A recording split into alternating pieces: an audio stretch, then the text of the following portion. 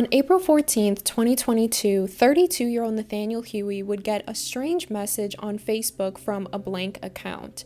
This message would go on to say that they are a part of an elite group of hackers and high-profile criminals, and they contacted Nathaniel because they believe his life is in danger. Now, when Nathaniel first got this message, he just kind of thought it was a scam or maybe someone was going to ask him for money, and so he just left it alone until over time these messages started to get a lot scarier, saying things like, quote, "He's watching you. They're gonna put sugar in your gas tank and slash your tires." And these texts would also become more intimate when it would come off of multiple Facebook accounts and multiple phone numbers, saying things like, quote, "I watched your wife as she slept last night through the window. She sleeps against the wall, right? He thinks he can shoot her through the window of her room and get her."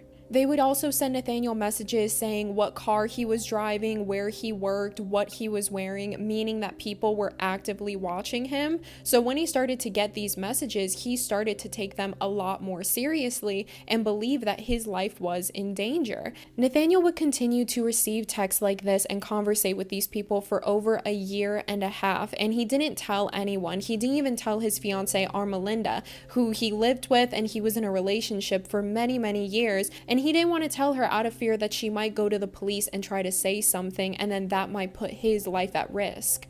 So for the next year and a half, he didn't tell anyone. He literally just lived in constant paranoia, looking around every corner, checking his back seats before he drove off anywhere. He truly felt like his life was in danger and that people were out to get him. Until one day, mid-2023, is when Nathaniel would receive a text from one of these elites saying that they believed that they spotted a mole in Nathaniel's inner circle, and that mole would be a woman that he worked with named Zoraida, and this woman is also the woman that Nathaniel was currently having an affair with. And this high-profile criminal then told Nathaniel that Zoraida has a hit out on Nathaniel as well as Nathaniel's family and Armalinda's family. And the only way to stop the hit that's being put out on him right now is to kill Zoraida and her whole family first. But what Nathaniel didn't know at the time was that this group of high-profile elites and criminals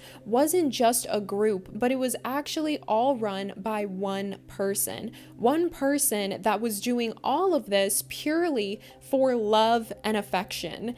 And that's pretty much it. For a year and a half, this person manipulated and made Nathaniel scared for his life, paranoid for his life, all for love and affection. But let's get into the story first. In a small town called Romeoville, Illinois, which is about 30 minutes outside of Chicago, the police would get 2 calls requesting welfare checks. The first call came in from a mother requesting a welfare check on her daughter, Zoraida Blome. And the second call came in from Zoraida's sister, who was not just requesting a welfare check on Zoraida, but also her husband, Alberto, because Zoraida shared a family home with her husband, Alberto, and their 2 young sons, aged 9 and 7. And Zoraida's sister was requesting a welfare check on Alberto as well, because earlier that day, Alberto's mother had gotten a call from Alberto's work saying that he did not show up to work that day, he didn't call, and they've been trying to get in contact with him but haven't. And who are we doing a welfare check on? So it's my sister Zoraida and her husband Alberto. I got a call from his job that he did a no-call, no-show, and me and various family members have called them. We talk to them every day, and it's just really unusual for them. And so when Alberto's mom also tried to contact Alberto, she also wasn't getting any response from him. And then that's when she went to Zoraida's mother to ask if everything was okay. So that night, after all day of trying to contact them, and also during that day, a family friend had showed up to the family home and knocked at the door, but there was no response. So then later on that night, after all of their attempts to get in contact with them, that's when they finally called the police. Lairway Communications, how can I help you? Yes, please. I'm calling for my daughter, Zoraida Bartolome. She lives at 512 Concord Avenue, Romeoville, Illinois, and we haven't heard from her or her husband or her children during the whole day. No answering the phone. If somebody can go by the house and check them, because the husband, they called from his work that he didn't show up to work. and he never, he's always at work. All day today, I haven't heard from her. But when did you last talk to her? Yeah, last night. Last night? Okay, I'm going to send officers over to check on her, and somebody will give you a call back, okay?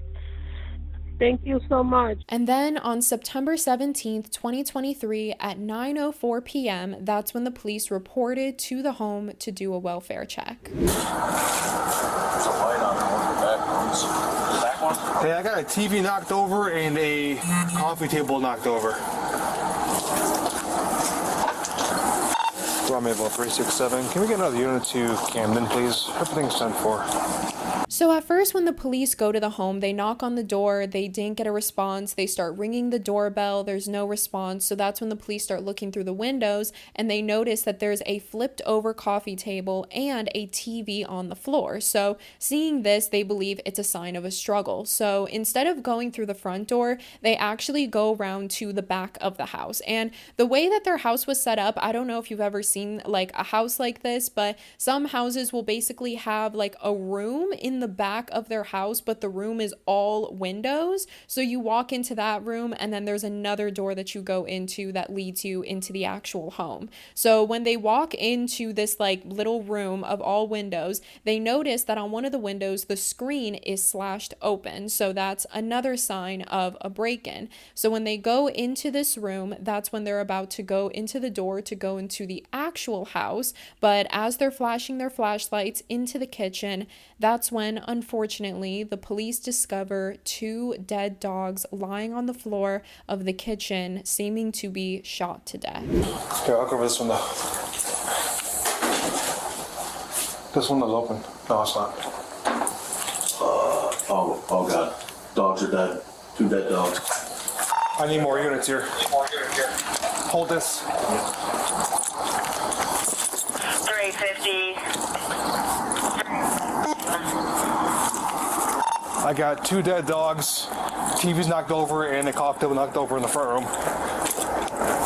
As soon as the police discover the 2 dogs, that's when they immediately call in for backup. And as they make their way into the home, they get into the living room, and that is when they find the 3rd family dog deceased on the floor. They start walking further down into the home, down into the hallway, and that's when they discover Alberto's body lying dead on the floor, face down. And he also seemed to have been shot to death.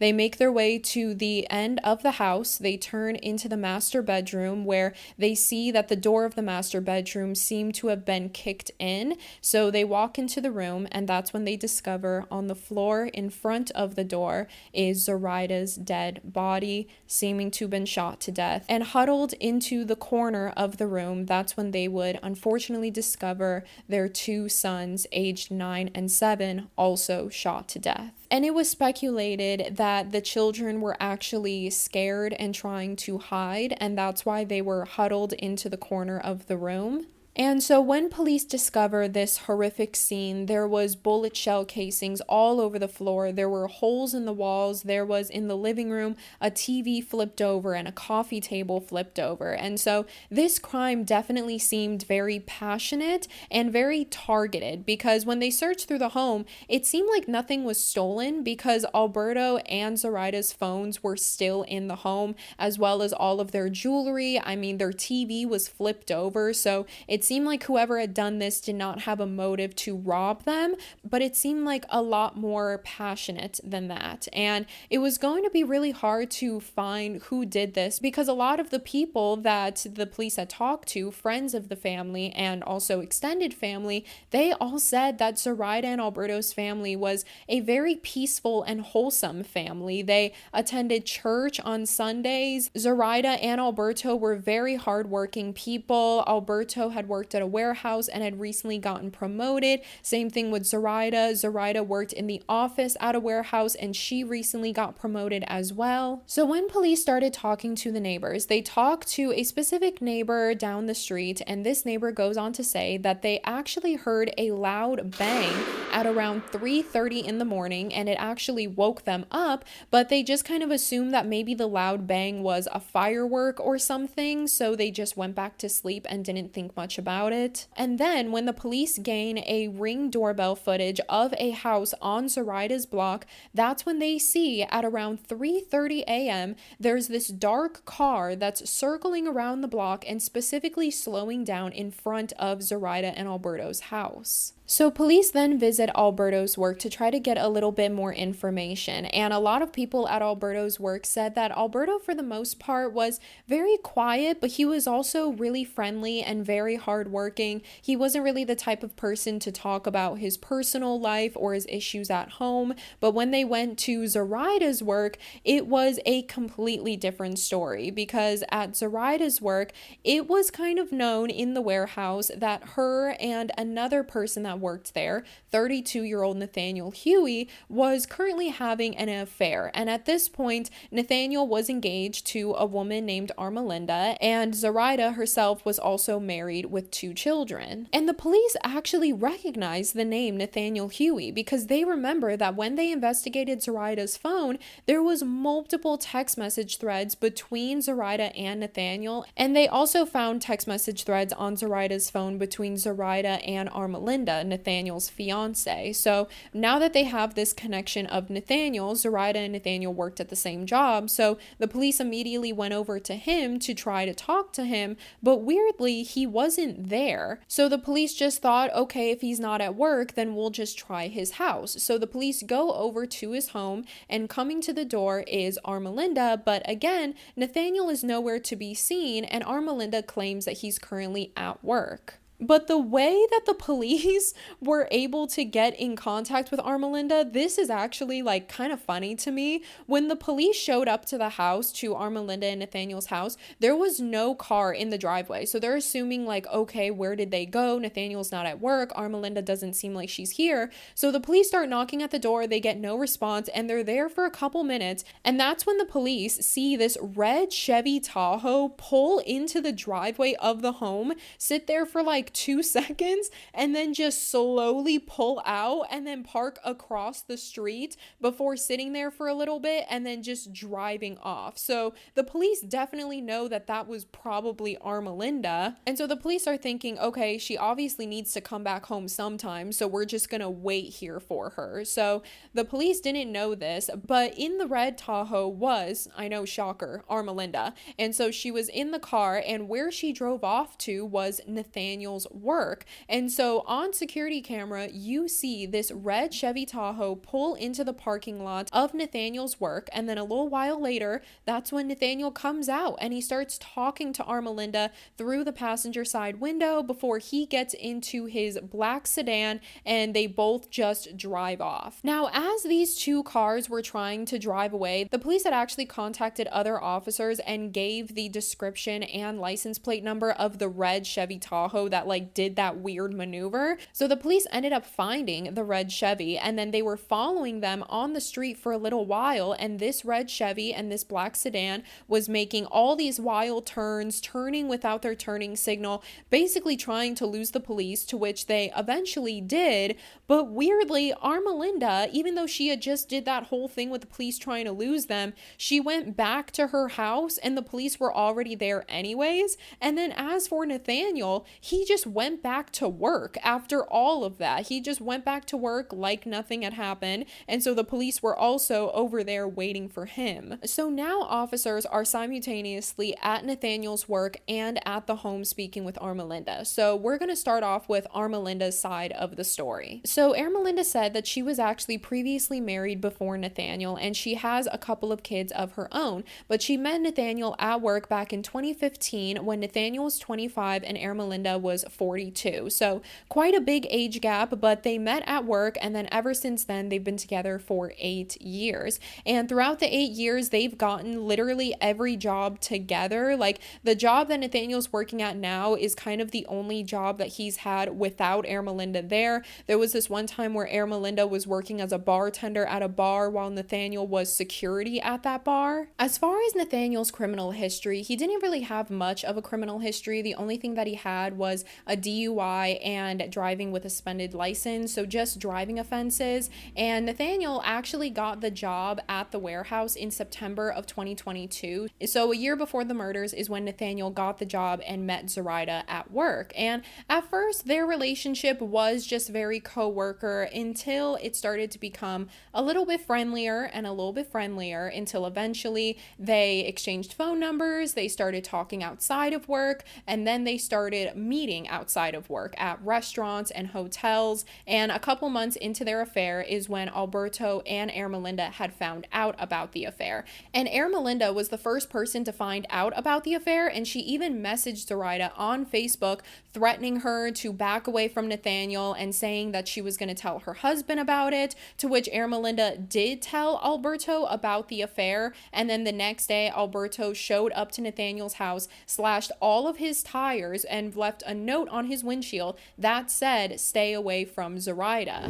Hi, Armalinda. My name is Detective Garcia. Hello. From the Romeoville Police Department. This is Detective Wagner. Hello.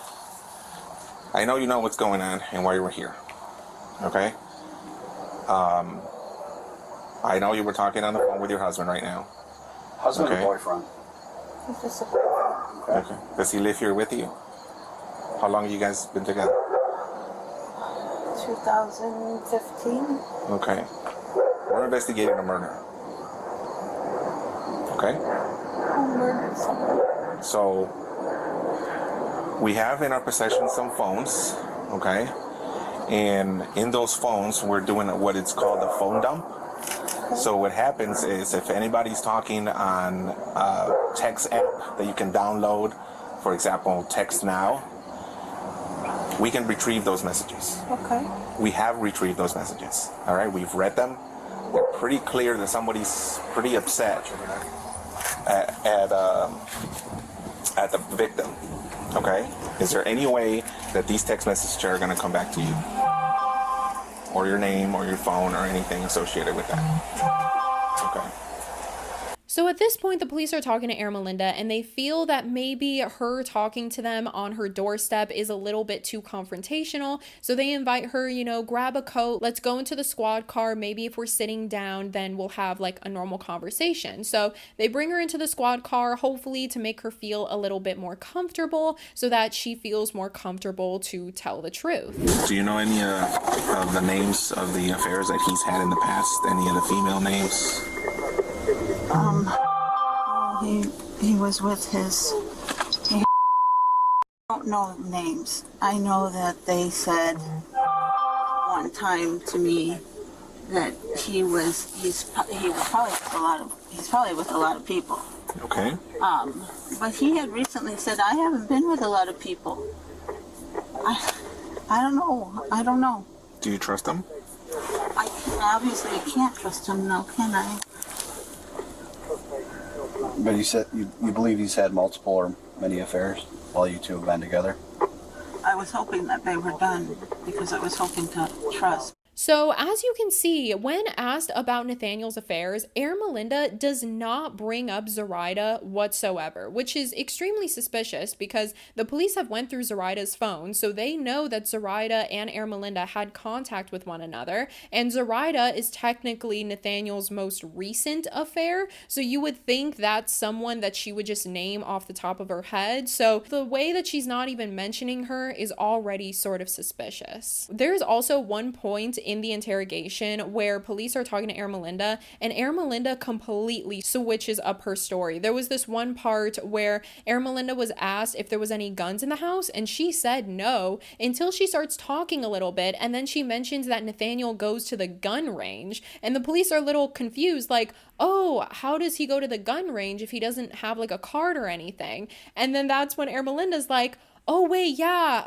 I totally forgot. I actually have a FOID card and I also have a gun in the house. Airsoft. He does airsoft stuff? Yeah, he does airsoft. He's in a team. I'm sorry, no. Okay. Do you guys have water? I don't. This is a sealed drink. I'm not taking that from you. I'm No, sorry. sure, okay. Yeah, because that's a big thing. Well, if you don't want to drink all thing, obviously you can drink. We'll throw it out when you're done. Yeah. And airsoft Yeah, gun. okay. He has an airsoft gun. That's it.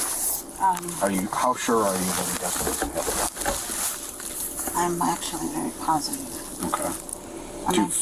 You've never ever seen him with a gun? Well, we go to the range and we'll shoot. So he has a FOID card? No, he does not. So how does he shoot? I have a FOID card. Okay. Do you own any guns? Yes. And I feel like having a gun in your house, that's something you would remember. Like, it's not like a t-shirt that you find in the back of your closet with the tag still on it. Like, having a gun in the house is something I feel like you would 100% remember having. So after the police are talking with Armalinda, they're realizing that Armalinda really isn't telling them the full story. So that's when they gain access to Armalinda's phone, and what they find on her phone is so much darker and goes so much more deep than what the police could have imagined. So now going back to Nathaniel at his work. Nathaniel's side of the story, the police show up and they're talking to Nathaniel, and even when you see Nathaniel speak, he is speaking very low, very mumbled. He's kind of, with his hands in his pockets, not really looking at the police. And there's this one point where the police ask Nathaniel, okay, well, we know like you heard what happened to Zoraida. Do you mind if we, get access to your phone? And immediately when the police want access to Nathaniel's phone, he becomes extremely defensive and starts telling the police officers, well, you don't need my phone. You could just access my computer instead. And you said you talked to her on your phone, right? Okay. So what we'd like, or what we're asking for, is consent to get the text messages off your phone between you and her, to Snapchat or whatever it is between you, so we have both sides of it. We're trying to eliminate you as a suspect, but... It's on the computer, right? You can get it out of the computer. No, we have to take the phone, we plug it in, we take it out, and then we give your phone back. Oh, I don't even have anything in there. That's even better. No, I believe you, but stuff, eliminate you. Just go on the computer, Chief, because I don't want to give up my phone. You know what I'm saying? I understand. I'm just telling you, I completely understand what you're saying. And I'm not even trying to give you guys a hard time, but like taking my phone and all that, and you already told me like you can get it from. We can get her side of it. I can't get your side. That's the problem. So I can get her side of it. If where she's got her phone, I can get that side of it. How about this? How about I come see you guys later today after work or something like that? Because I got other in there that I don't necessarily want you to be like looking at. You know what I'm saying? I understand. But again, I promise you, I don't care what you look at. No. It's not like freak like that or anything like that. Just, well, I'm saying even if we, yeah. I mean, if you. Again, I'm asking for consent. The consent means that we plug it right in, we dump it, because you've told us it's okay. And before the police had showed up to Nathaniel's work, they actually called Nathaniel's work to make sure that he was there, to which the boss had confirmed that he was there. And so the police kind of told his boss a little bit of what was going on, and even Nathaniel's boss agreed with the police and told the police, if you can gain access to his phone, I would personally also want to know what you find on his phone. And so when Nathaniel completely denies access to his phone, that's when the police tell Nathaniel, like, okay, we're gonna gain access to your phone at some point, whether it's now or it's later with a search warrant. Like, that, if that's how far we need to go, then we will go there. We just don't want to. Like, it's so much easier if you just give us your phone now. And at this point, Nathaniel starts smiling, and he's kind of chuckling at the fact of how far the police will go to get access into his phone. And I don't know if he's laughing like out of nervousness to try to make himself feel like the situation isn't as serious as what it is, but it kind of seems very condescending when you watch it. I mean, it'll be on there. It'll be on your phone. You can't. Still in the thing. In the catch. When you delete stuff, it's never actually. So let's just say you have like a 64 gig phone. You use about 58 of it. The rest is the catch. It stays in the catch. And why I asked is the bosses called right away. They were like, we'd like to see if we can get the stuff, from your end back that way, and see if maybe your husband got wind of it and pulled it off. So we just want to take a look.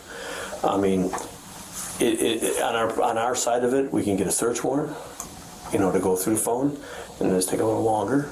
But on the fastest way would be consent, pull it off, and give your phone back. Then it would be to, and again, I explained to you earlier, I'm trying to eliminate you. Yeah. I mean, we have a deceased girl, and her last fling or boyfriend or whatever is you, and I'm sure that if you're an outsider looking in, who's your suspect? I mean, and so I'd like to eliminate that. I'd like to say, well, no, we looked through stuff. He didn't have nothing to do with it. We're done with it. I guess I'd rather you guys just go on the computer. I agree with you, but again, there's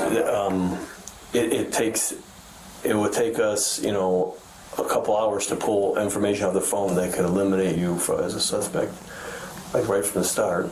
It's up to you. So the police then take Nathaniel to a separate room to sit down and talk to him, and Nathaniel goes on to talk about Zoraida and even calls her, quote, an angel and a very sweet girl. So when the police finally gain access into Nathaniel's phone, they not just find all of the pages and pages of death threats between Nathaniel and Zoraida and Armalinda, but they also discover these high-profile criminals and elites that Nathaniel has been conversating with for the past year and a half. And they start to discover that all of these messages sound very cryptic and saying things like, quote, Bulgarian soldiers are going to put sugar in your gas tank and spray paint on your car, then cut all your tires tonight. They will do the same for Zoraida's car. They are to take your wife tonight. Make preparations. They are to kill Zoraida's children if you don't stay away. Say goodbye to your wife. I am sorry. You need to stay away from Zoraida. You are her bad luck. He sees you.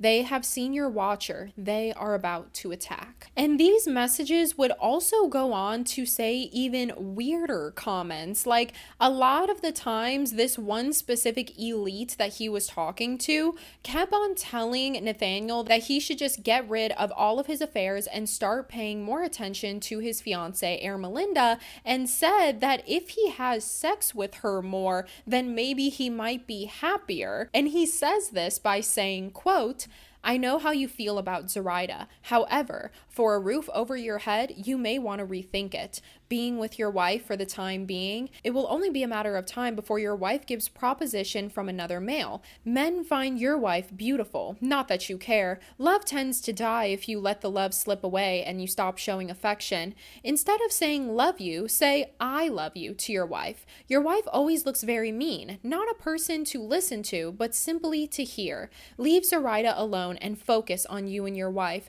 Treat your wife the same way you treat Zoraida. Send pictures. Be spontaneous. We leave when you leave, wife, but don't engage. And so from that message, you can kind of put the pieces together now and realize that it was Armalinda that was sending all of these text messages. Armalinda was the one that was catfishing Nathaniel, claiming to be high-profile criminals and high-profile hackers. She was making multiple Facebook accounts, having multiple phones, texting him off of all these phone numbers, and creating this entire world just to make Nathaniel paranoid so that he wouldn't cheat on her. And you may be thinking that maybe Armalinda had started all of this when she found out about the affair with Zoraida. But as I told you earlier, Nathaniel started working at the same warehouse as Zoraida back in September of 2022. And the first message that he got from one of these elites was April 18th, 2022, months and months before he started working at the warehouse and before he even knew Zoraida. And so the reason why Armalinda was doing all of this was because this wasn't the first time that Nathaniel had cheated on Armalinda. He has cheated on her multiple times, and so it got to a point where I'm assuming Armalinda thought that if she used fear as her weapon, then maybe Nathaniel would be too concerned about like being paranoid for his life and the others around him that he wouldn't have time to cheat on her. Hello everyone, it's still me, just thanking the sponsor of today's episode, Shopify. Now, if you're someone who has always wanted to turn their hobby into a business, but always felt so intimidated by the whole process of building your own brand and marketing yourself, how do I get started? How do I even come up with a brand? How do I sell stuff to people? And thankfully, Shopify's got you. Shopify makes it simple to create your own brand, open for business, and get your first sale. And 10% of all e-commerce in the US from household names like Mattel and Gymshark, Shopify will help you build a beautiful online store to match perfectly with your brand style. You can accelerate your content creation because Shopify is packed with helpful AI tools to write product descriptions, page headlines, and even enhance your product photography. Get the word out like you're having a marketing team behind you. Easily create email and social media campaigns wherever your customers are scrolling or strolling. And best yet, Shopify is your commerce expert with world-class expertise in everything from managing inventory to international shipping to processing returns and beyond. If you're ready to sell, you're ready for Shopify. Turn your big business idea into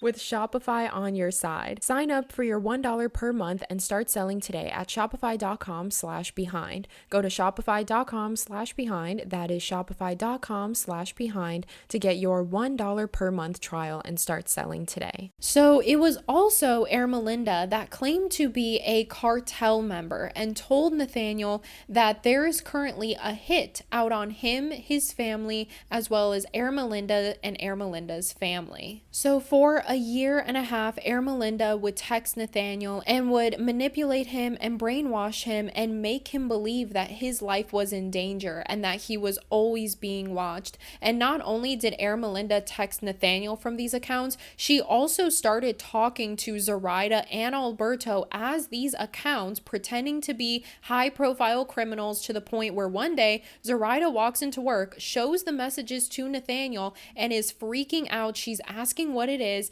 and that's when he just tells her, it's okay, it's gonna be fine, I'll protect you. And she was very, very confused. But again, this was all Armalinda. It kind of seemed like when Armalinda found out about the affair, specifically with Zoraida, she was hoping to share her pain with someone, maybe with Alberto, and that's why she told Alberto all of that. But then when she saw that Alberto was still going to stick by Zoraida's side, that made her angry, and that made her want to make Zoraida and Alberto fear her, and so that's why she went after them as well. Armalinda would go on to text Zoraida things from these like high-profile accounts, claiming that Nathaniel is working with high-profile criminals and that he's very, very dangerous and that Zoraida should just stay away from him. But regardless, the affair still pursued after all of these messages. Armalinda was able to convince Nathaniel in mid-2023 that Zoraida herself was working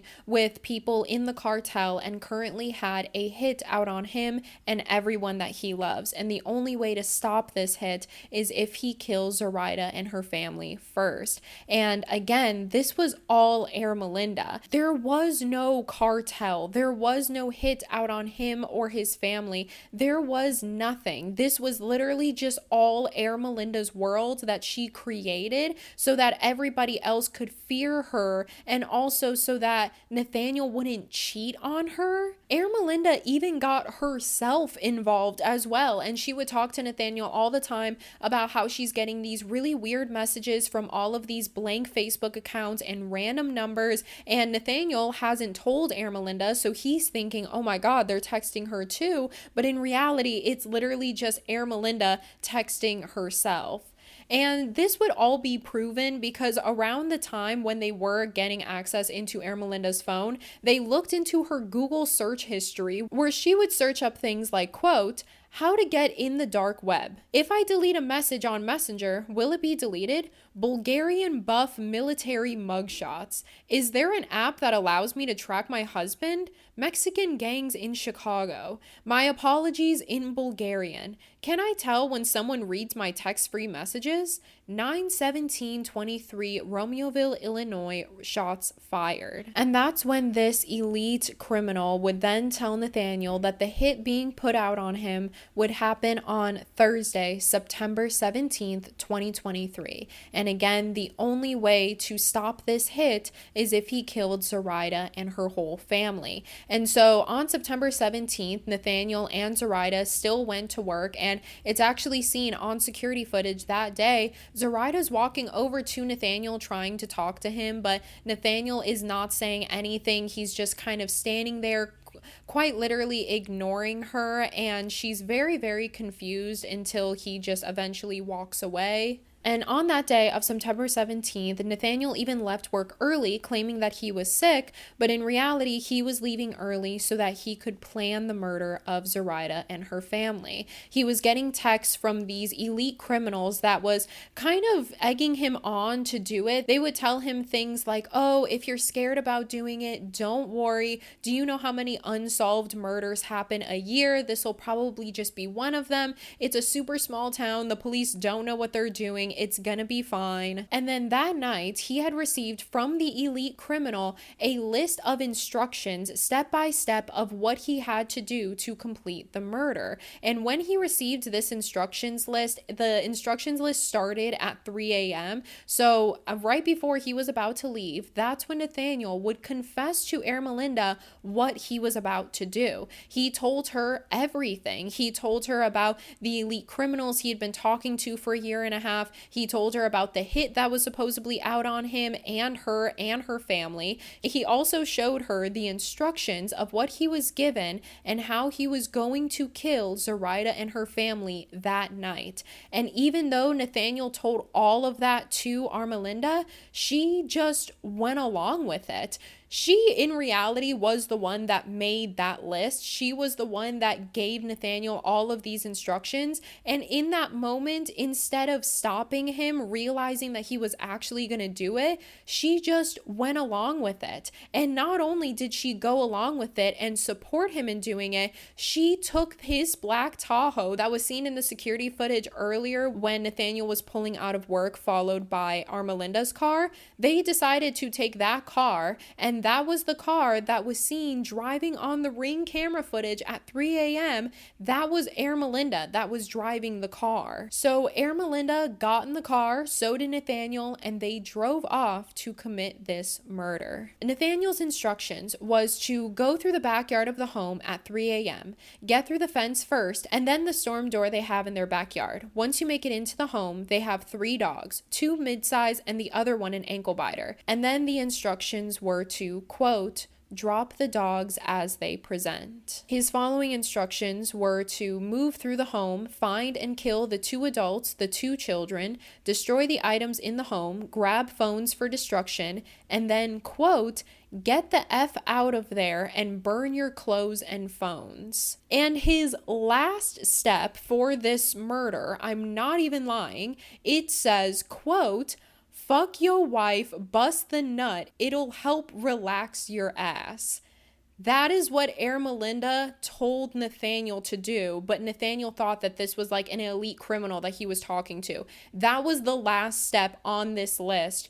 So like, you can definitely tell Armalinda's motives behind all of this, and it's just so disturbing. And unfortunately, Nathaniel would follow through with all of these instructions. He would enter into the home at 3 a.m. going through the back door. Once he entered into the home, he shot both dogs dead in the kitchen. Nathaniel then moved his way into the living room where he found the 3rd dog, who was actually in the process of running away from him, and that's why the 3rd dog was found in the living room, but Nathaniel had shot that dog dead as well. And as Nathaniel went down into the hallway, that is when he would be met with Alberto, who was currently running down the hall and into the master bedroom where Zoraida and the 2 sons were. But unfortunately, as he was running into the room is when Nathaniel shot him twice in the back of the head. And as Nathaniel went to the master bedroom, Zoraida was up against the door, and she had her whole body pressed against the door, and she was screaming at Nathaniel to stop, to let her go, to let her kids go. But unfortunately, Nathaniel just shot through the door, and that is the shot that killed Zoraida.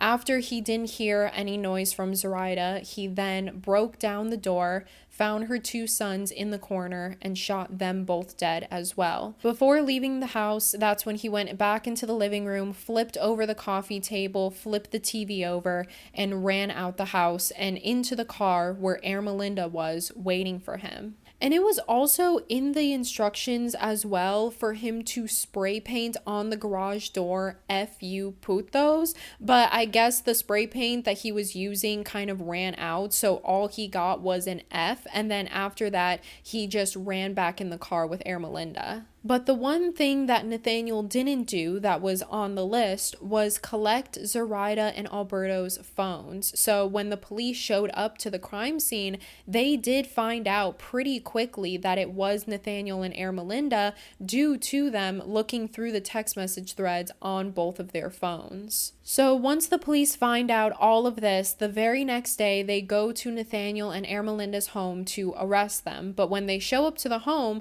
weirdly, Nathaniel and Armalinda aren't there. So they go to Armalinda's daughter's house, and when they speak to her daughter, she said that that day she had had a conversation with her mom, Armalinda, where Armalinda sat her down and said that she's going to jail for a very, very long time, but it's going to be okay because her and Nathaniel are going to go see an attorney today. And that was actually true. That day, Armalinda and Nathaniel met with an attorney, and then after that, they were seen going to a Target parking lot where Nathaniel met up with his mother, and he confessed everything that he had done to his mother, and he said that he now has to go on the run, so this is probably the last time that he's ever going to talk to her. So Nathaniel's mom was in complete shock, and when she asked him why he had to kill the kids, he told her, quote, "They were better off dead than without parents."